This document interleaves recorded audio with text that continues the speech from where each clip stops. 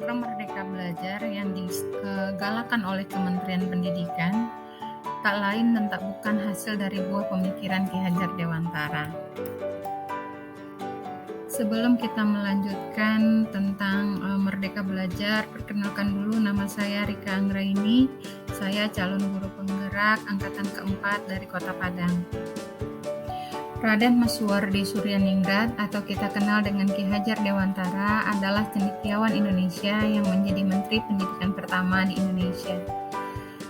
Dengan kepeduliannya terhadap pendidikan generasi bangsa saat itu, Ki Hajar Dewantara melahirkan pemikiran-pemikiran untuk bangsa, salah satunya adalah tentang pendidikan dan pengajaran. Menurut Ki Hajar Dewantara, tujuan utama pendidikan adalah memerdekakan manusia. Nah, kalau ditanya apa itu manusia merdeka, yaitu ada dua.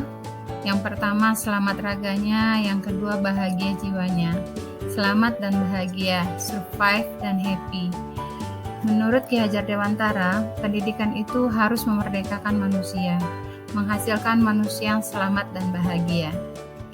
Selanjutnya, Ki Hajar Dewantara mengatakan bahwa tujuan pendidikan itu menuntun segala kodrat yang ada pada anak-anak, agar mereka dapat mencapai keselamatan dan kebahagiaan setinggi-tingginya, baik sebagai manusia maupun anggota masyarakat.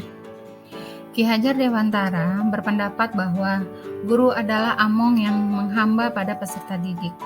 Anak atau peserta didik atau bisa kita bilang siswa bisa belajar sesuai karakteristik dan kecepatan belajar masing-masing, sesuai dengan kesemboyan dari Ki Hajar Dewantara. Yang pertama, Ing Ngarso Sung Tuludo, yang kedua, Ing Madya Mangunkarso, yang ketiga adalah Tuturi Handayani. Maksudnya adalah, Ing Ngarso Sung Tuludo artinya, di depan muridnya, guru harus menjadi teladan bagi siswa atau menjadi role model. Kedua, Ing Madya Mangunkarso, yang berarti ketika di tengah muridnya, guru mampu memberikan semangat dan memotivasi muridnya untuk menjadi lebih baik. Ketiga, Tuturi Handayani, yaitu ketika di belakang, guru memberikan dorongan agar murid mau dan mampu untuk melakukan sesuatu. Bagaimana proses pembelajaran menurut Ki Hajar Dewantara? Ki Hajar Dewantara mengibaratkan guru sebagai petani dan murid adalah benih. Maksudnya pendidikan adalah persemaian benih-benih. Kita sebagai guru harus merawat tanaman tersebut. Anak-anak itu seperti biji tumbuhan yang disemai dan ditanam oleh Pak Tani di lahan yang telah disediakan. Bila biji jagung ditempatkan di tanah yang subur dengan mendapatkan sinar matahari dan pengairan yang baik, maka meskipun biji jagung kurang baik dapat tumbuh dengan baik karena perhatian dan perawatan dari Pak Tani. Pak Tani juga jangan berharap tumbuh padi jika yang disemai adalah jagung. Perlakukanlah tanamannya sesuai dengan karakteristik dan ciri khas benih tersebut dan diberikan perhatian dan perawatan yang baik agar biji tersebut atau benih tersebut dapat berkembang sesuai dengan harapan dari Pak Tani. Guru tidak boleh menyeragamkan semua potensi siswa, itu sama, karena setiap siswa itu berbeda, mereka memiliki potensi yang berbeda.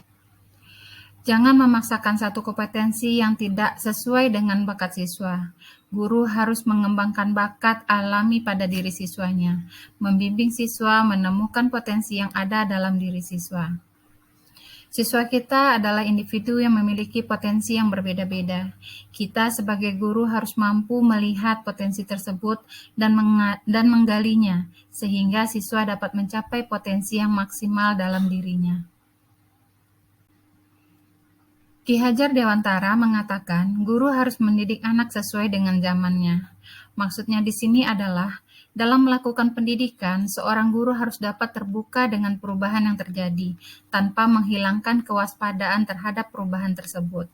Pendidik harus mampu memilah dan memilih mana yang bermanfaat dan mampu menyelaraskannya.